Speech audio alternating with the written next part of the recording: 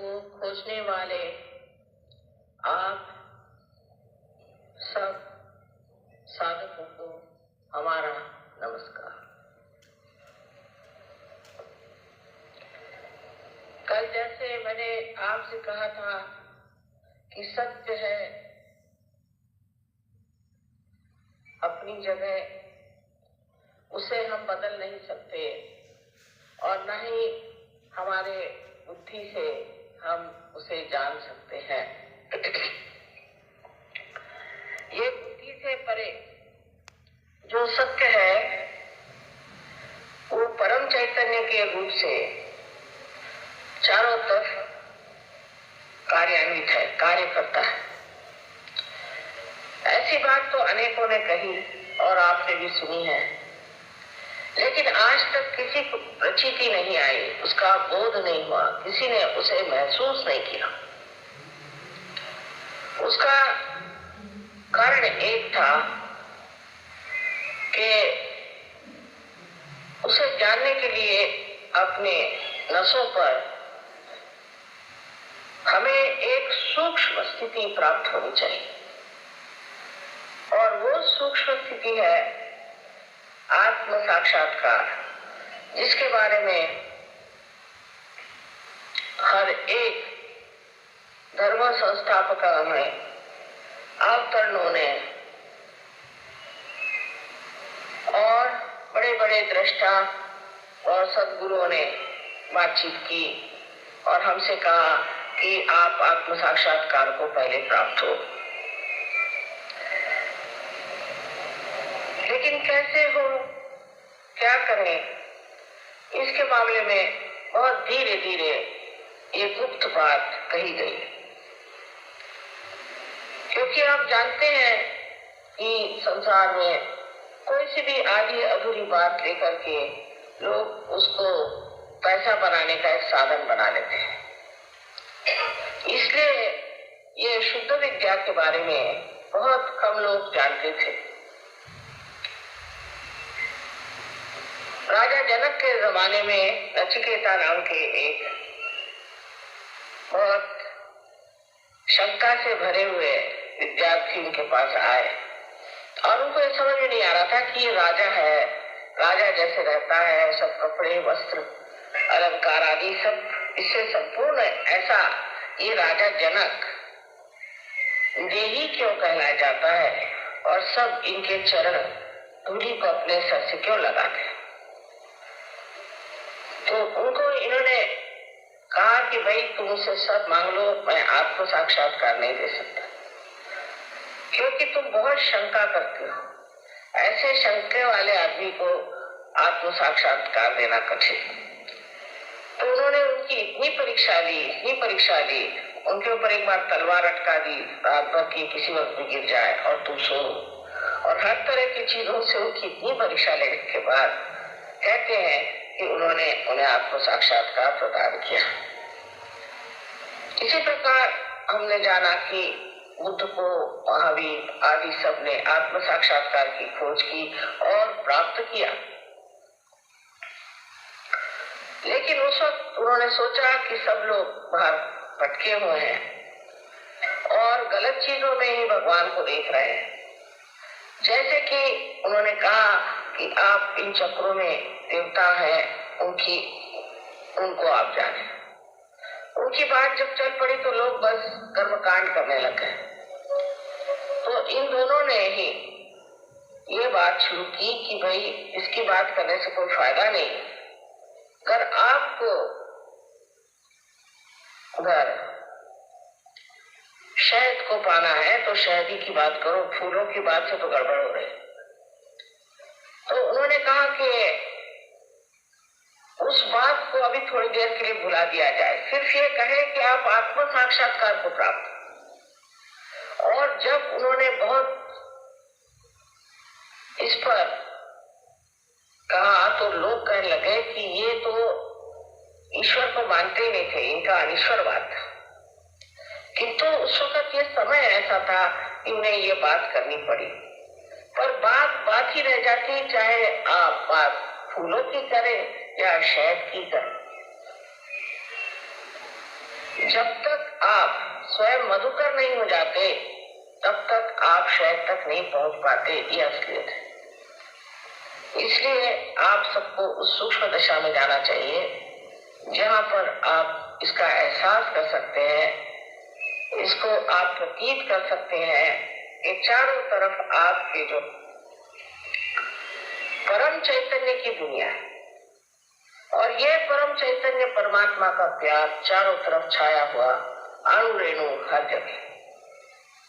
और ये प्यार हमें इसलिए नहीं जान पड़ता क्योंकि हम अंधेरे के जाल में फंसे हुए हैं या अज्ञान का जाल हमारे अंदर इस तरह से घुस पड़ा है। एक अंधा कुछ देख नहीं सकता, उसी प्रकार हम भी जो सत्य है उसे जान नहीं पाते।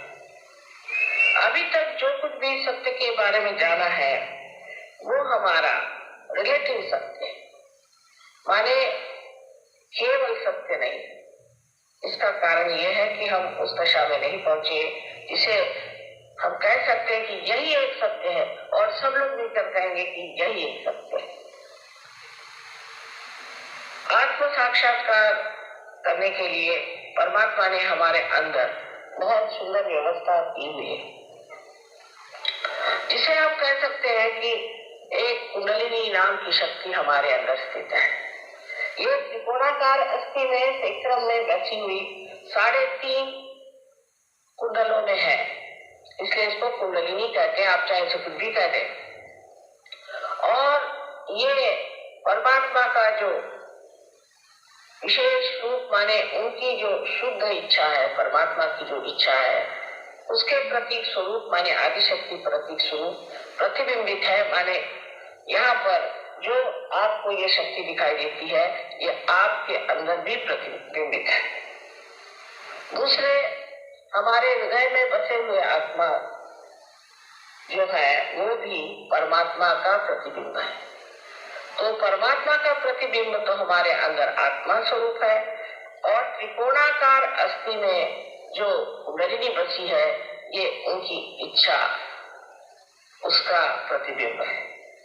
जब ये इच्छा हमारे अंदर से 6 चक्रों को भेदती हुई ब्रह्मरंध्र को भेदती है, माने हमारे सर में जो तालु भाग है उस तालु भाग को जब ये भेदती है तब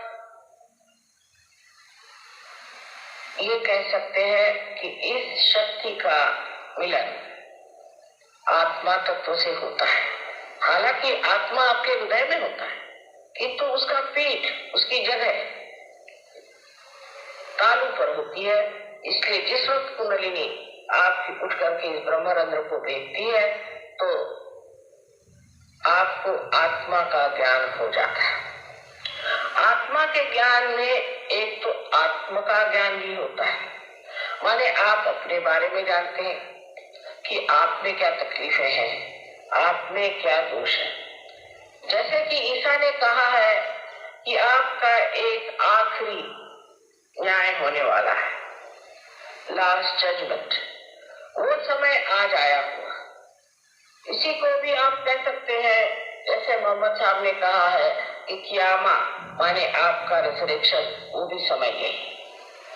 और इस समय आप स्वयं ही अपने को देख सकते हैं कि आपके अंदर क्या खराबी है। अगर किसी आदमी से कहा जाए कि तुम्हारे अंदर बहुत अहंकार है तो आपको मारपीट डालेगा, लेकिन अगर आप उस आदमी की कुंडलिनी जागरूक करते हैं और उसको वो प्राप्त कर लें तो खुद ही आके उससे कहेगा कि माँ मेरा आज्ञा बड़ा पकड़ा है, इसे जरा ठीक कर दीजिए, माने मेरा अहंकार जो है बला बढ़ गया, ऐसे आप कम करें। वो इसी तरह से बात करता। यही बात ईसा मसीह के 12 शिष्यों ने कहा था जब उनके अंदर वो कहते हैं कि full breeze of the Holy Ghost जाने लगे। होली घोस्ट माने ही कुंडलिनी। तो वो जब बातें करने लग गए तो वो चक्रों की बात करने लगे। तो उन चक्रों की बात को सुन करके दूसरों ने सोचा कि क्या पागल हो गए, ये कौन सी भाषा बोल रहे हैं जो हमारे समझ में नहीं आई। चक्रों की भाषा आप तभी बोल सकते हैं जब आपसे ज्ञात हो, और उस ज्ञान के लिए आपको पहले आत्म साक्षात्कार को प्राप्त होना है और इस योग को आपको पूरी तरह से ऐसा जमा लेना है कि फिर ये न हिले, इतने स्थिति में चले जाए जहां ये हिल न पाए, तब कहना चाहिए कि आपने आत्म साक्षात्कार को पूर्णत्व से पा लिया। कल भी बहुत से लोग जैसे कि पार हो गए, कुंडलिनी आ गई, तो बीच में एक ब्रह्म नाड़ी है, उससे बिल्कुल एक जैसे बाल के बराबर उसकी शक्ति ऊपर उठती, क्योंकि बहुत सारे ऐसे तंतु है जिससे ये कुंडलिनी बनी है। उसका एक तंतु मात्र इस ब्रह्म नाड़ी से पहले उठता है और ब्रह्मरंध्र को भेदने के बाद वो धीरे धीरे धीरे धीरे सब चीज को और भी ढीला करता है, रिलैक्स करता है। उससे आपके चक्र भी खुलते हैं और कुंडलिनी के सूत्र ऊपर चढ़ते हैं। ये वास्तविकता है। किसी किसी में जो कि बहुत आदमी संतुलन में है, बैलेंस है, एकदम से कुंडलिनी काफी उसके तंतु ऊपर चढ़ जाते हैं और उसका ब्रह्मरंध्र पूरी तरह से खुल जाता है।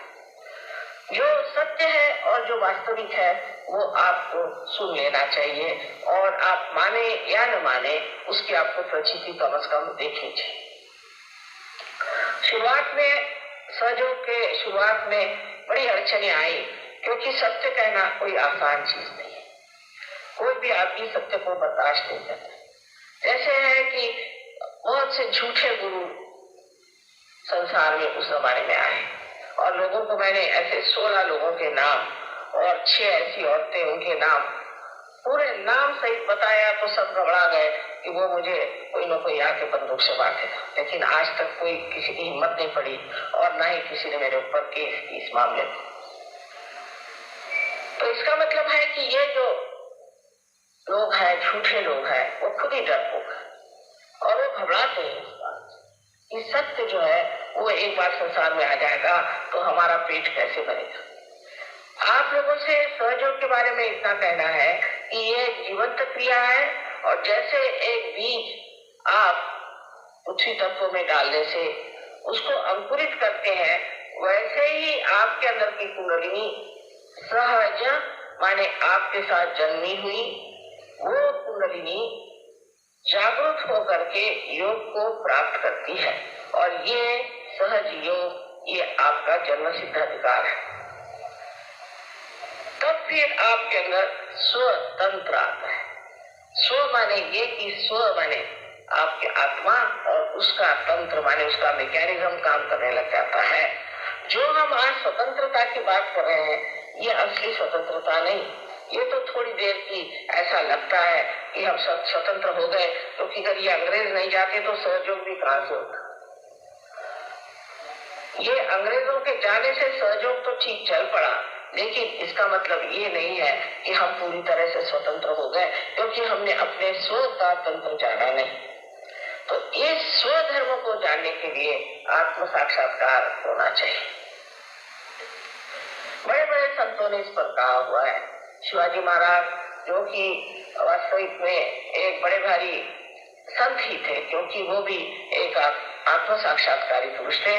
उन्होंने कहा कि स्वधर्म जागवाओ, इससे आगे आपको क्या करना है, स्वधर्म का जागरण।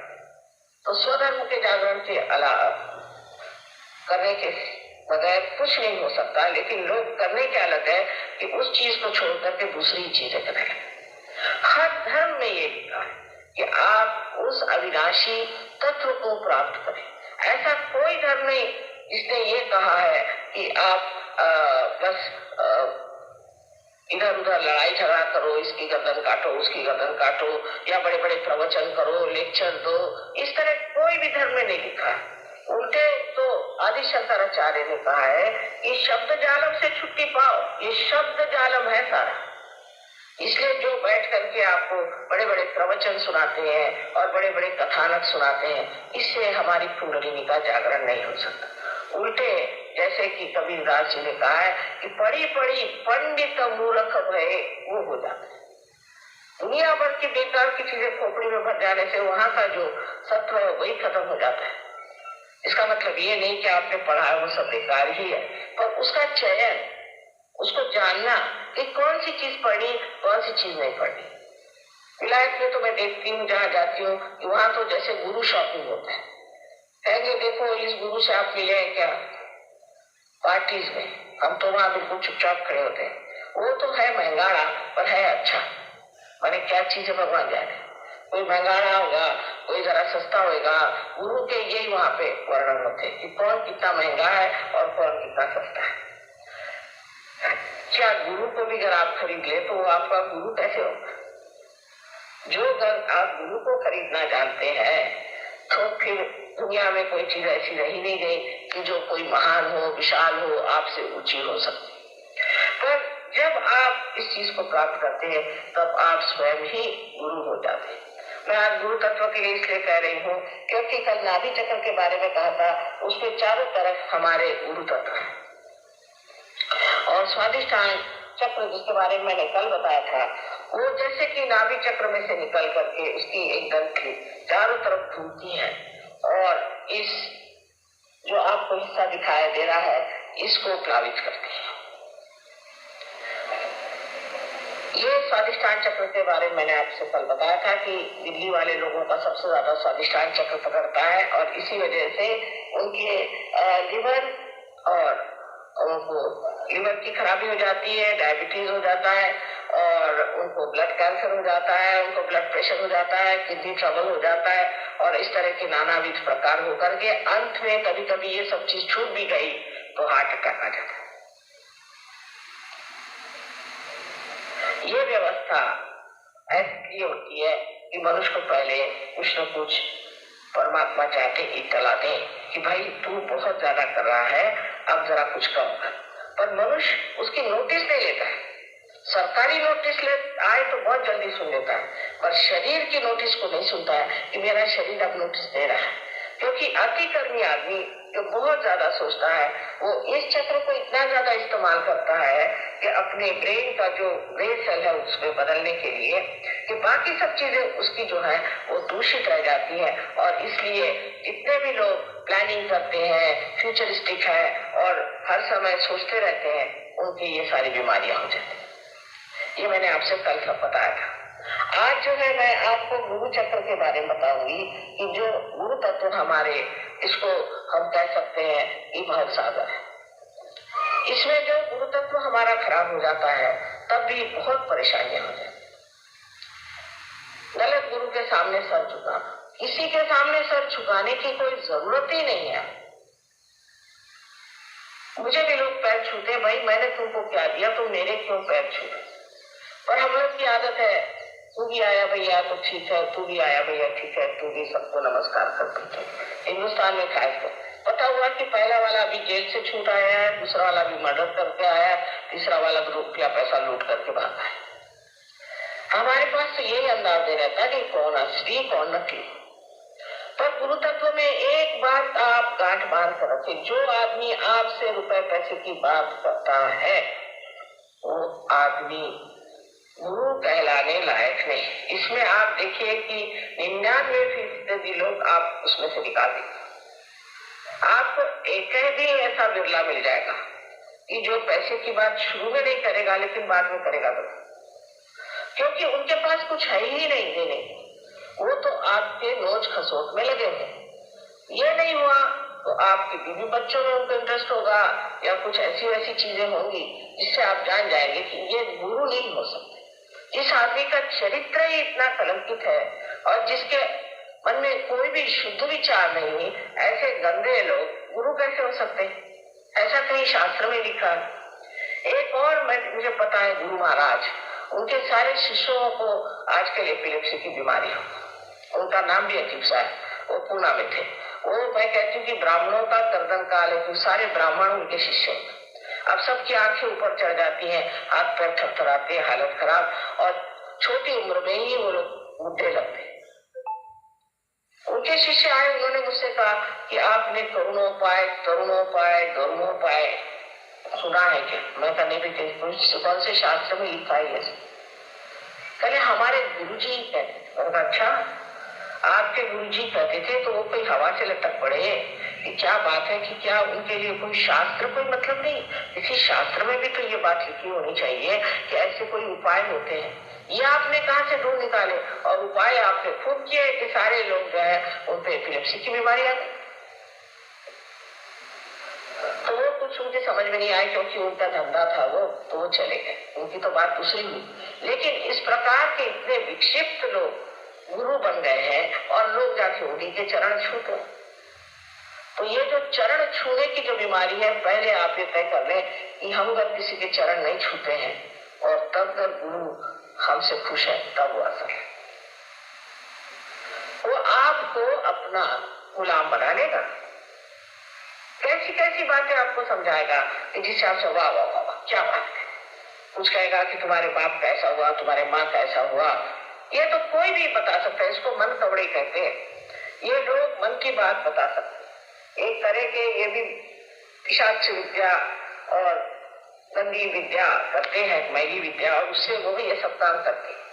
उससे आप लोग अभिभूत हो जाते हैं। लेकिन समझ लीजिए किसी ने आपसे बातें बताई भी, तो उसमें क्या विशेष मिल गया? उससे कोई आपके अंदर परिवर्तन आया, या आपके अंदर आनंद आया, या उससे कोई आपको सुख मिला है? आपको खुद सोचना चाहिए इससे कौन सा सुख मिला है। अभी हमारे पास ऐसे बहुत से ये गुरुओं के मार खाए हुए लोग आते हैं, जिनके की घर लूट गए, बच्चे बिगड़ गए, सब दुनिया बर्बाद हो गई। तो सबसे पहले तो आपको देखना चाहिए इनके शिष्य कैसे, उनकी आपके कैसी है। उनके शिष्य तो दुनिया भर के धंधे करते हैं और कहने लगे बाबा ने मुझे अंगूठी दे दी। अरे भाई फायदा क्या उस बाबा की अंगूठी का, अगर आप धंधों से नहीं बचते और डबली धंधे करते हैं। तो हमने कहा कि अगर आप इतने धंधे करते हैं तो बाबा की अंगूठी का फायदा क्या? कहले इससे फायदा है, कुछ भी करो कुछ नहीं होता। मैं कहा वाह। उसके बाद 2 साल बाद हार्ट अटैक आ गया और वो चले गए, सुधार गए अपने आप। तो इन चीजों की तरफ आपको अपनी बुद्धि थोड़ी सी तो भी लगानी चाहिए और सोचना चाहिए इससे हमें क्या प्राप्त हुआ। फिर कोई कहेगा चलो ये साधना करें, आज करी, दूसरे साल करी, तीसरे साल करी, चौथी साल साधना करते रहो। उससे फायदा क्या हुआ? आपका क्रोध उससे ठीक नहीं हुआ, आपकी तबीयत उससे ठीक नहीं हुई, उल्टे आप बीमार पड़ गए। तो फिर वो लोग कहते हैं कि देखो भाई गुरु जो है वो थोड़ा सा आपको आशीर्वाद दे सकता है और आपके सारे कर्म तो नहीं खा सकता। तो फिर ऐसे गुरु को पालने की क्या जरूरत है? इस प्रकार आपका गुरु तत्व खराब हो जाता है और आपको आश्चर्य होगा कि बहुत से कैंसर के पेशेंट्स गुरु तत्व खराब होने से, कम से कम जिन कैंसर को मैंने ठीक किया है उसमें से कम 80% लोग गुरु के ही मातहत पाए। गुरु नहीं तो कोई भूत विद्या, नहीं तो कोई तांत्रिक, नहीं तो कोई इसी तरह का प्रकार। अब ये तो विचक्राफ्ट वगैरह तो अमेरिका में बहुत ही ज्यादा चल पड़ा है, वही लोग कैंसर को पाते। और इस कैंसर को भी ठीक करना बहुत आसान हो जाता है, क्योंकि जब इस भूत विद्या से कोई ऐसा असर आता है, अगर आपको ये मालूम है कि इस आदमी को उस चीज से हटाना कैसे, वो आदमी ठीक हो सकता है। तो कैंसर अगर आपको हुआ है तो सहयोग में आकर के ठीक है आप ठीक हो जाए, पर आप अभी ठीक हो जाइए जिससे कैंसर ही ना हो आपको, वो बेहतर बात।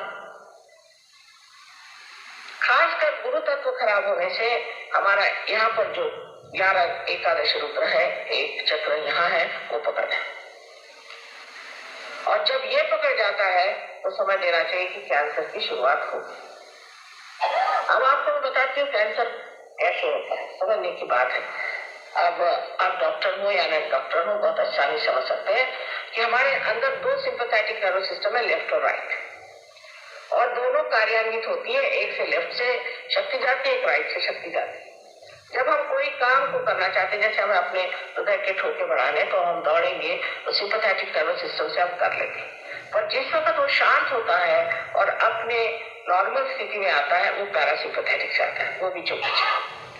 सो क्या होता है कि जब बहुत ज्यादा हम इस्तेमाल करने लगते हैं तो ये टूट जाता है, ये चक्र है ये टूट गया, तो ये इधर बहने लग गया और इसको कहते हैं कि अपने आप ही चलने लग गया, क्योंकि इसका संबंध जिससे कंट्रोल करने का है वो ब्रेन जो है उससे संबंध ही टूट गया इस चक्र का।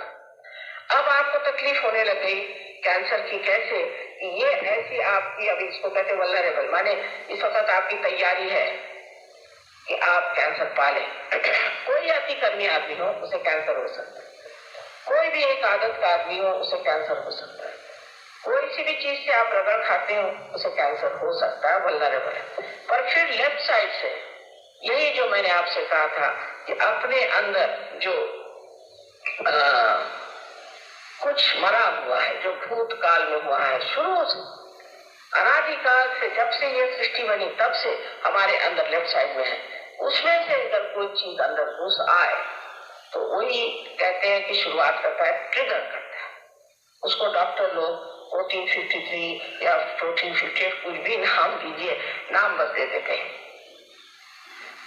अब ये हमारे हिंदुस्तान में तो गुरुओं की बीमारी, लोग हर गांव में जाओ तो वहाँ ये गुरु है तो वो गुरु, फिर काशी के गंडे दौरे तावीज ये सब चलते हैं, हाथ में माला दे देंगे, आप रखते बैठे रहिए, इसको रखने से विशुद्धि चक्र में माने आपके थ्रोट में हो सकता है। फिर मंत्र दे देते हैं, मंत्र देने से भी आपको कैंसर हो सकता है।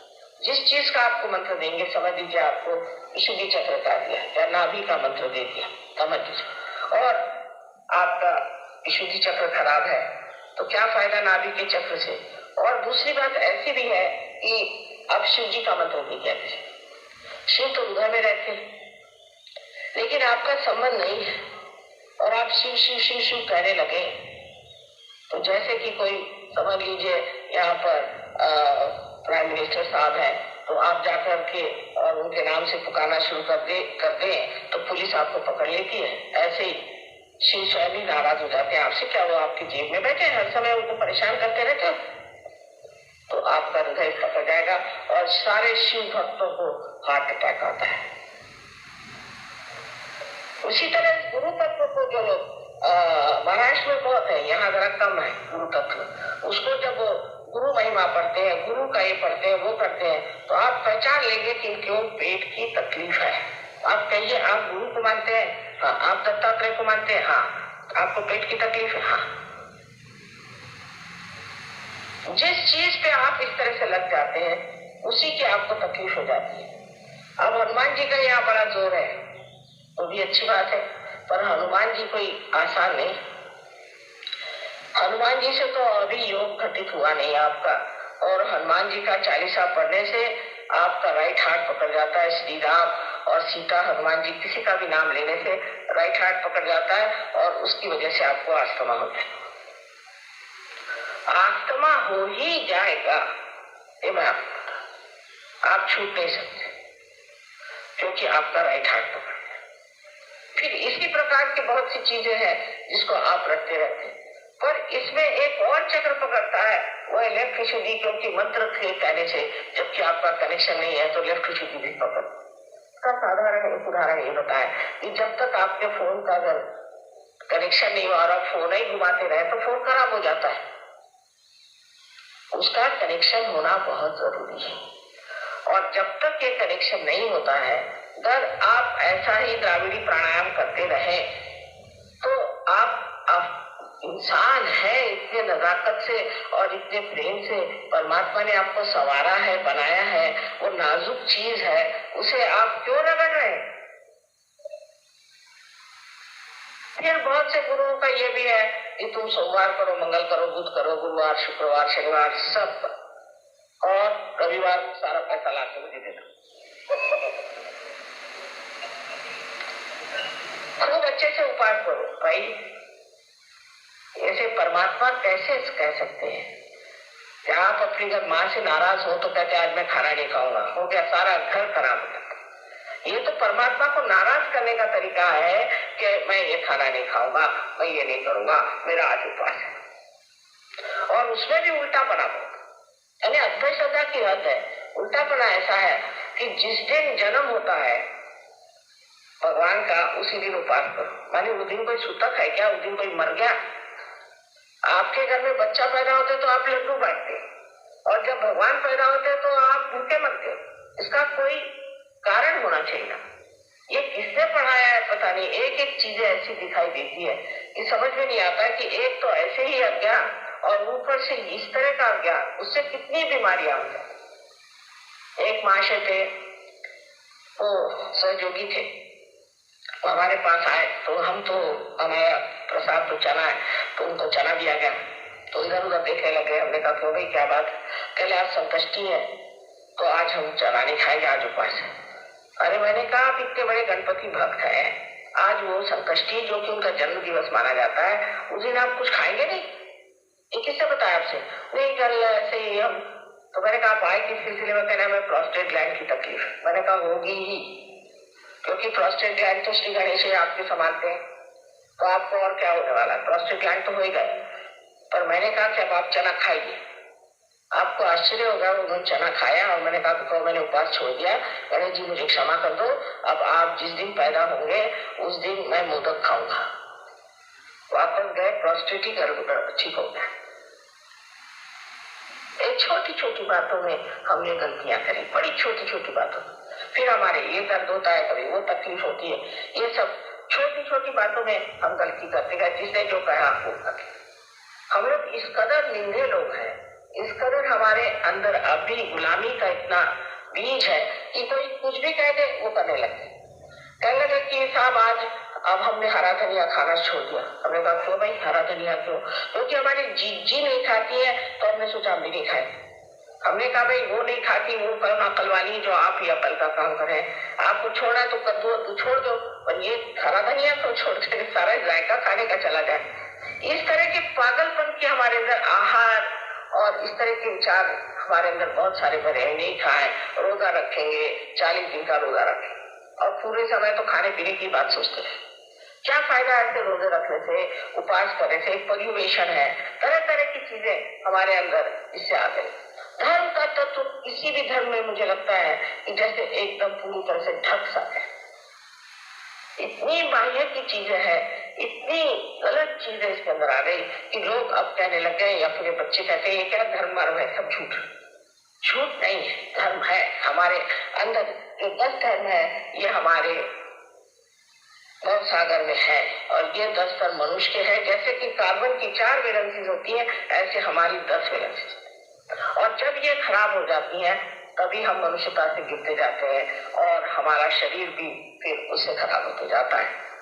अब जैसे कि नानक साहब ने कहा है, उनसे पहले मोहम्मद साहब ने कहा कि आप शराब मत पियो। उस जमाने में आप जानते हैं कि सिगरेट विगरेट नहीं थी, तो उन्होंने कहा भाई शराब मत पियो, कोई मादक चीज मत पियो। उनके बाद वही नानक साहब बन के आए, उन्होंने कहा नहीं बाबा शराब भी नहीं पियो और सिगरेट भी मत पियो। अब कहेंगे कि हाँ पर उन्होंने तो ड्रग लेने के लिए मना नहीं किया था, तो अब ड्रग लेने में क्या हर्ज है? माने ये कि हम ढूंढते रहते हैं किस तरह से अपना सर्वनाश करें। अब उस वक्त में ड्रग है कहाँ? अब मैं कहूँ कि ड्रग मत पियो, समझ लीजिए, तो आगे जाकर आप कहेंगे कि माता जी ने सिर्फ ड्रग को मना किया था, बाकी तो मना ही नहीं किया। लेकिन ये सोचना चाहिए कि कोई भी मादक चीज लेने से वो आपके चेतना पे असर करती है, इसलिए उसको नहीं लेना चाहिए। ये लोग जो हमें बता गए वो हमारे भले के लिए और हमारे संतुलन के लिए। अगर हमारे अंदर संतुलन नहीं आएगा तो कुंडलिनी कैसे जगेगी? जब बीच में ही रुकावट हो जाएगी तो कुंडलिनी कैसे जग सकती है और वो कैसे अंदर जा सकती है? तो उन्होंने कहा आप संतुलन में रहो। अब धर्म के कर्म कांड भी तो हजारों है, वो भी इतने व्यर्थ और इतने बेकार है कि कुछ पूछे। कोई मर गया तो, कोई पैदा हो गया तो, किसी की शादी हो गई तो, दुनिया भर के कर्म कांडों में सबने लपेट लिया, और जब सुबह तो किसी का अर्थ ही लगता नहीं। कोई अर्थपूर्ण चीज हो तो उसे करना चाहिए, निरर्थक कुछ न कुछ क्योंकि हम लोग करते आए उसी ढंग से आज चलना चाहिए या करना चाहिए, ये गलत बात है। फिर उसके ऊपर लोग निकलते हैं बड़े सुधारक, वो भी अंधे, वो क्या सुधारना करेंगे? वो अपनी चीज निकाल लेते हैं। जैसे कि हिंदू धर्म में ये गलतियां, तो आर्य समाज के लोगों से तो बाप रे, उनसे आप बात करते करते पागल हो जाएंगे, ऐसा लगेगा कि उनसे बात करना छोड़ के समुद्र में कूद पड़े। इतने तो वो आर्ग्यूमेंट करते हैं, इतने आर्ग्यूमेंट करेंगे कि आप घबरा जाएंगे। वो प्रकाश है, वो फलाना, अरे भाई कुछ अंदर तो हो, बाहरी बार आप बोले जा रहे। इस तरह की चीजें हम रोजमर्रा अपने जीवन में देखते हैं। ईसाई धर्म में भी इतनी गलतियां और इतनी गड़बड़ है कि जिसकी कोई हद के जब देखते हैं तो लगता है बाप रे, ईसा मसीह ने क्या कहा और क्या हो, कैसे लोग ये आ गए हैं ईसा के नाम पर, इनका कोई संबंध ही नहीं बनता है ईसा से। इसी प्रकार मुसलमानों का हाल है, इसी प्रकार आप देखो तो सिखों का हाल है, इसी प्रकार महावीर के फॉलोअर्स का है और इसी प्रकार बुद्ध के फॉलोअर्स का है। सब एक से एक बढ़ के अज्ञान में बढ़ते जा रहे हैं, बढ़ते जा रहे हैं, बढ़ते जा रहे। अंधेरे में लड़ाई झगड़ा तो होगा ही। इस अंधेरे को हटाने के लिए मैं कहती हूँ आप पहले जागृति ले लो, आत्म साक्षात्कार को प्राप्त करो, फिर जानो कि तुम्हें क्या बता गए और तुमने क्या पाया। मैं तो कहती हूँ सभी बहुत ऊंचे लोग थे, लेकिन उनका तत्व जो है वही छूट गया और इतना विद्रूप लूट होकर के हर आदमी बदनाम, हर धर्म बदनाम है। अगर आपको ईसाइयों के बारे में पूछना है तो आप जाके जूस लोगों से पूछे तो जूस बताएंगे कि ईसाई कितने अधर्मी है, और जूस के बारे में पूछना हो तो आप मुसलमानों से पूछ लीजिए तो बताएंगे देखिए कितने अधर्मी है, और मुसलमानों के बारे में पूछना हो तो हिंदुओं से पूछ लियो बताएंगे महाअधर्मी, और हिंदुओं के बारे में पूछना हो तो और लोग जो है बुद्ध धर्मी वो बताएंगे कि ये बिल्कुल बेकार लोग हैं। जैन लोग तो सोचते हैं कि सभी लोग बिल्कुल बेकार है, हम ही एक विशेष रूप के है क्योंकि हम मच्छर भी नहीं मारते। अब ये क्या मैं मच्छर और मुर्गियों को रियलाइजेशन देने वाली हूँ क्या? उनको बचा करके क्या करना है? अरे भाई इंसान जो है ये तो उत्क्रांति की चरम सीमा है, एपिटोम ऑफ इवोल्यूशन। यही तो न पाएगा ये, बाकी सब चीजों का इतना महत्व करने की क्या जरूरत है और उनके पीछे भागने की क्या जरूरत है कि साहब हम तो है कि हम मच्छर भी नहीं, हम खटमल भी नहीं मारते। क्या कहने आपके, आप बड़े बहादुर आदमी। इस प्रकार की धारणाएं हमारे समाज में इतने तरह से फैली हुई है, और फिर लोग कहते हैं कि धर्मनिरपेक्ष है हम लोग। अरे भाई धर्मनिरपेक्ष हो पर असली धर्म को क्यों न जगाया जाए जो हमारे अंदर 10 तत्वों में बसा हुआ। एक बार कुंडलिनी के जागरण के बाद, एक सहयोगी बनने के बाद ये 10 धर्म उसके अंदर जाग जाते हैं। फिर वो चाहे तो शराब नहीं पी सकता, मैं कुछ नहीं कहती हूँ, तो मैं कहूंगी आधे लोग उठ के चले जाएंगे शराब मत पियो, समय कभी नहीं कहती। अगर मैं कहूंगी तो आधे लोग उठ के चले जाएंगे, और फिर देख लेना आप पी नहीं सकते।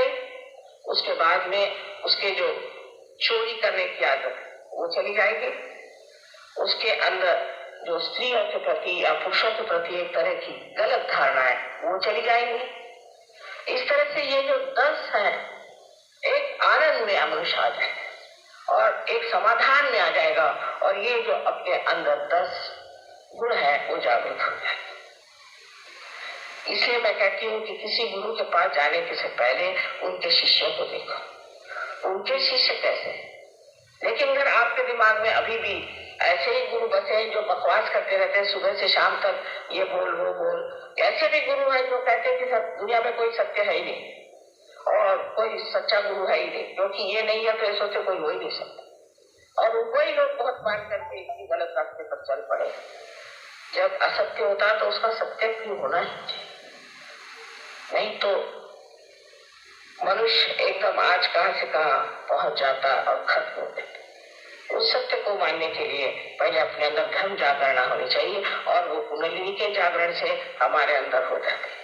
धीरे धीरे कुंडलिनी अपना पूरा प्रकाश अपने धर्म स्थानों पर दे देती है और मनुष्य असल माने में धार्मिक होता है, नकली माने में नहीं। जैसे कि हमारे यहाँ किस्सा है कि एक बार नामदेव एक कावड़ लेकर के और पानी लेकर के द्वारिका जा रहे थे, और पूरे समय वहां से चल करके वहां तक पहुंचे, और अब मंदिर में चढ़ने की बात आई तो वहां देखा एक गधा प्यास से मर रहा है, तो उन्होंने अपने कावड़ का सारा पानी उसी को दे दिया।